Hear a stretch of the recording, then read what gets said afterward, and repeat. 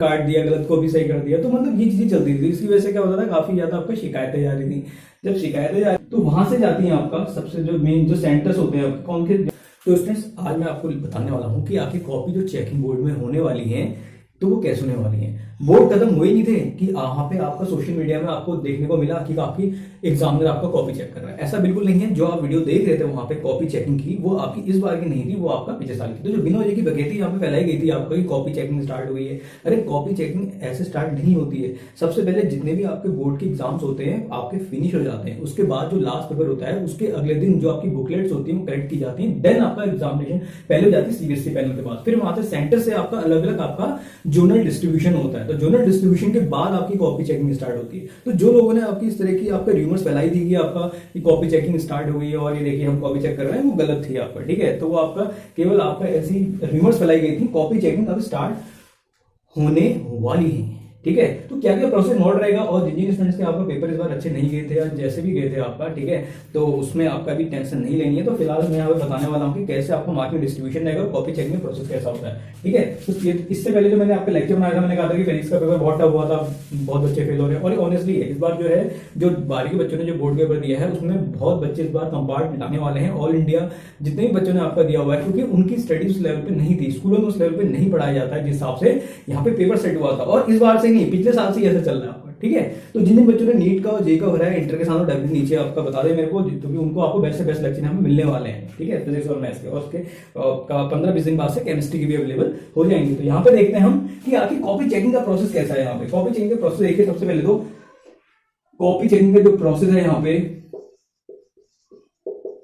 सबसे पहले जब आपका लास्ट का जो बोर्ड होता है, ठीक है, लास्ट जब बोर्ड हो जाता है, ठीक है, लास्ट जब बोर्ड हो जाता है तो उसके आपका 2 दिन बाद, ठीक है, 2 दिन बाद, तो जैसे आपका 18 को आईटी हो रहा था 10वीं का आपका, ठीक है, और 12वीं का मेरे ख्याल से 21 को आपका ये, हाँ आज 21 से, तो आज बायो का होगा। ठीक है, तो जब लास्ट एग्जाम होता है उसके अगले 2 दिन के बाद जितनी भी आपकी कॉपीज होती हैं वो कलेक्ट होती हैं, एग्जामिनेशन सेंटर में जाती हैं, तब आपकी कॉपी चेकिंग प्रोसेस स्टार्ट होती है। ठीक है, तो यहाँ पे सबसे देख लेते हैं, यहाँ पे जो आपका लास्ट बोर्ड होता है, लास्ट बोर्ड के बाद आपका यहाँ पे कॉपीज जो आपकी नोटबुक होती है होती हैं उनको एक्युमुलेट किया जाता है। ठीक है, जितने भी सेंटर्स होते हैं, सेंटर से वहां पे जब एक्युमुलेट हो जाती हैं तो वहां से जाती हैं आपका सबसे जो मेन जो सेंटर्स होते हैं कौन के, जो आपके एग्जाम सेंटर होते हैं।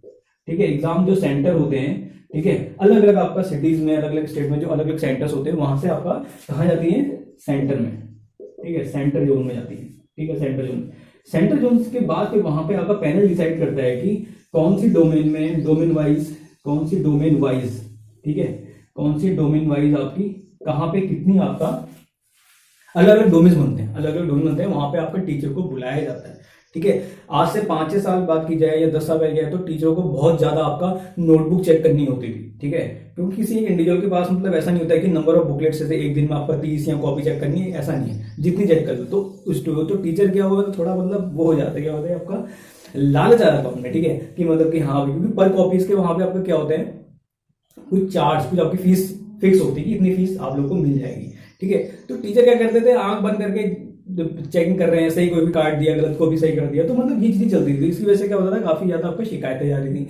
जब शिकायतें जा रही थी तो बोर्ड पैनल ने कहा कि ना भैया, पर डे के आपको 30 या 20 कॉपीज आपको चेक करने को मिलेंगी, फिक्स, यानी फिक्स फीस में आपको क्या कहते हैं इतनी चेक करनी, आप चाहे आप अच्छे से करें, चाहे आप तेजी से करें, कैसे करें। तो टीचर ने कहा कि चलो भाई ये भी सही है। ठीक है, तो फिलहाल मैं कॉपी चेक नहीं करता हूँ, ये जो मेरी जो इन्फॉर्मेशन है, मतलब जहां से ली है मैंने, वो आपकी और बिल्कुल एकदम प्योर इन्फॉर्मेशन है। ठीक है, तो पहले क्या होता था कि आपका अनलिमिटेड कॉपी चेक कर लेते थे। उसमें क्या होता है, कोई टीचर आपका, हाँ भाई आंख बंद करके जितनी कॉपी चेक कर ली उतनी उनकी आपका पॉकेट बन जाएगी। ठीक है, थोड़ा पॉकेट थोड़ा फैटी हो जाएगी। ठीक है, तो अपनी पॉकेट फैटी करने के चक्कर में वहां पे बच्चों के साथ आपका बहुत ही ज्यादा एक तरह से हैरेसमेंट हो जाता वहां पे। ठीक है, नोटबुक का हैरेसमेंट हो जाता। तो फिलहाल यहाँ पे क्या है, अब ऐसा नहीं है, नंबर ऑफ बुकलेट्स फिक्स हैं। 30 कॉपीज अगर किसी एग्जामिनर को दी जा रही चेक करने के लिए, 30 ही चेक करेगा, उससे ज्यादा नहीं करेगा। ठीक है, चाहे वो कितना ही आपका धीरे चेक करे, चाहे तेजी से करे। ठीक है, तो यहाँ पे डोमेन में क्या होता है, अलग अलग टीचर्स होते हैं। ठीक है, अलग अलग टीचर्स होते हैं, टीचर्स होते हैं यहाँ पे। टीचर्स के बाद जाता है आपका जो आपका चेकिंग होती है। ठीक है, ये एग्जाम कोऑर्डिनेटर होता है।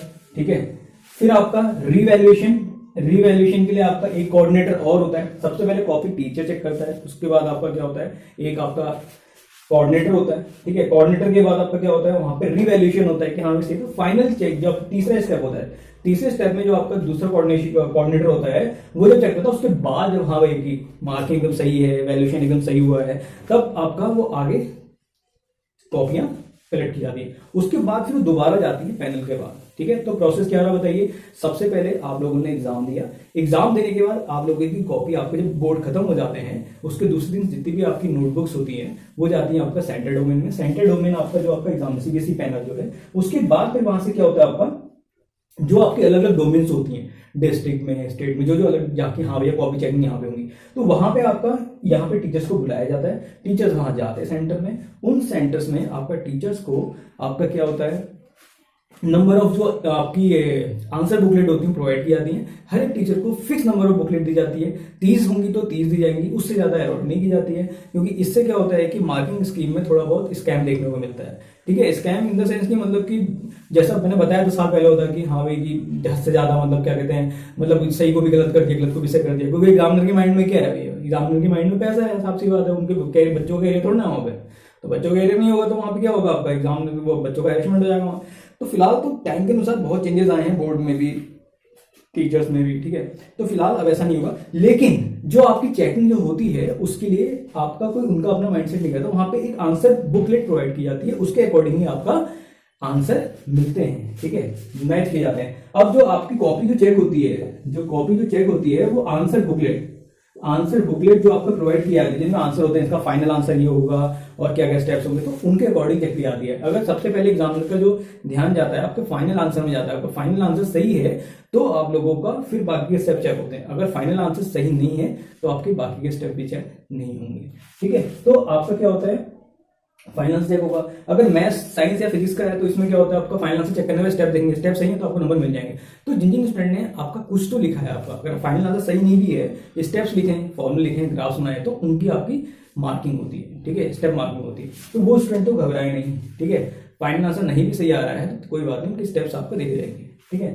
तो यहाँ पे आपका ये हो गया, ठीक है, तो मार्किंग हिसाब से अलॉट होगी। अब आता है आपका क्या कि कितना परसेंटेज गेस, हाँ आपका ये जो ये एक्स्ट्रा मार्क्स मिलते हैं आपका क्या प्रोवाइड कराए जाएंगे नहीं कराए जाएंगे आपको, ठीक है। तो देखिए स्टूडेंट ये डिपेंड करता है कि आप कितने थ्रेशोल्ड में पहुंच रहे हैं। अगर आपका 19 से 20 नंबर आ रहे हैं तो डेफिनेटली कुछ नंबर टीचर्स आपको अपने मन से दे देते हैं। अगर नहीं आ रहे हैं, अगर उस हिसाब से आप 15 मिनट तक जा रहे हैं, 10 मिनट तक जा रहे हैं, तब दिक्कत हो सकती है, ठीक है। तो उसके बाद का प्रोसेस क्या रहेगा वो डेफिनेटली बताऊंगा, लेकिन फिलहाल आप लोगों को यार टेंशन नहीं लेनी, हर चीज का सॉल्यूशन है। अगर किसी बच्चे की कंपार्ट आती है, कुछ भी आता है, उसके बाद भी बच्चा कोई ना कोई आपका कैरियर ऑप्ट कर सकता है, चाहे आपका कोई भी कॉम्पिटिशन हो, कोई भी आपका इंटरेस्ट हो, बस केवल सब्जेक्ट के आगे स्टार लगता है और कुछ नहीं होता है, ठीक है। वहां से एक तरह देखा जाए आप लोगों को इंप्रूवमेंट के चांसेस मिल सकते हैं, ठीक है। लेकिन कंपार्ट का जो पेपर रहता है वो बहुत काफी थोड़ा लेवल ऊपर रहता है, इसलिए कह रहा हूँ कि अगर किसी को लगता है कि उस लेवल पर उन्होंने अटेम्प्ट नहीं किया पेपर तो ज्यादा घबराने की जरूरत नहीं है, अपनी प्रिपरेशन स्टार्ट कर दीजिए। बाकी बेस्ट फिजिक्स और कॉन्सेप्ट की फिजिक्स, मैथ्स एंड साइंस के लेक्चर के लिए जुड़े रहिए विकास क्लास 2.0 के साथ। और हाँ, अगर आपको पर्सनल गाइडेंस चाहिए, कोई भी डाउट हो, डेफिनेटली इस नंबर पर व्हाट्सएप कर सकते हैं। तो मिलते हैं बढ़िया से अच्छे से प्यार से लेक्चर। खत्म हुए नहीं थे कि पहले ही वहां पे आपकी वीडियो बनने लग गई थी कि आपकी मार्किंग स्कीम स्टार्ट हो चुकी है, बोर्ड की कॉपियां चेक हो चुकी है। बिल्कुल ऐसा नहीं हुआ था। वो जो वीडियो आप देख रहे थे, कोई भी आपका टीचर आपका नोटबुक चेक कर रहा था या आप लोग की आंसर शीट बुकलेट जो चेक हो रही थी, वो आपकी इस साल की नहीं थी, वो पिछले साल की थी आपका। तो उनके पास आपका कुछ रिकॉर्डिंग होगी तो उन्होंने आपका दिखाई हो वहां पे। तो फिलहाल जो बोर्ड की कॉपियां इस बार कैसे चेक हो रही हैं और उनकी मार्किंग स्कीम कैसे कैसे रहेगी, डिस्ट्रीब्यूशन में थोड़ा बहुत यहाँ पे आपको एक ग्लिम्स दे दे रहा हूं, लेकिन आप लोगों को जरा सा भी इसको लेके टेंशन नहीं लेनी है, ठीक है।